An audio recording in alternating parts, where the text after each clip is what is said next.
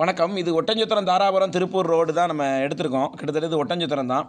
இந்த இதில பாருங்கள், காலையில் இந்த மதிய நேரம் ஃபங்க்ஷனில் ஒரு 10 to 12க்குள்ளே சாரல் வரும்னு நான் சொல்லியிருந்தேன். அது வந்திருக்கு. அது வந்து ஒ ஒரு 1½ மில்லிமீட்டர் மணி நேரத்துக்கு அப்படிங்கும்போது, ஒரு சாரல் தூறல் டக்குன்னு சுவிட்சை போட்டு ஆன் பண்ணி ஆஃப் பண்ணது மாதிரி ஒரு ஓட்டிலேருந்து தண்ணி கீழே விழுந்த உடனே, மச்சிலேருந்து தண்ணி விழுந்த உடனே அது நின்றும். இது வந்து பாருங்கள் 4 மில்லிமீட்டர் நெருங்கக்கூடிய ஒரு மாடரேட் ரெயின். தான் இதுதான் மிதமான மழை. இந்த மாதிரியான உயரமான அந்த வரைபடம் இருக்கிறது தான் உங்களுக்கு மிதமான மழை. இது வந்து கிட்டத்தட்ட எத்தனை மணிலேருந்துன்னா 6:20 6:15க்கு ஸ்டார்ட் ஆகுது. அப்படியே படிப்படியாக கொஞ்சம் உயர்ந்து 4 மில்லிமீட்டரையும் தாண்டி போகுது 7 மணி வரைக்கும். 7 மணி வரைக்கும் அதை பார்க்க முடியுது.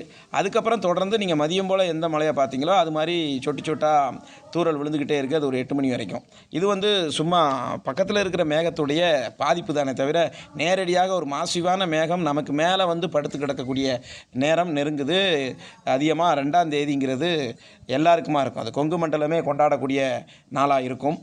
எல்லா காவிரி நீர்ப்படுகைகள், அது கேட்ச்மெண்ட் ஏரியா, உதகமண்டலத்தில் பெரிய வெள்ளப்பெருக்கு வந்துச்சுன்னா அந்த பவானி எல்லாத்துக்குமே தண்ணி வரக்கூடிய ஒரு கேட்ச்மெண்ட் ஏரியாவுக்கு, அது அரபிக்கடலுக்கு போயிட்டு கர்நாடக அணைகள்லாம் மேட்டூர் வரைக்கும் நம்ம நிரப்பக்கூடிய வாய்ப்பை வந்து இது கொடுக்குது.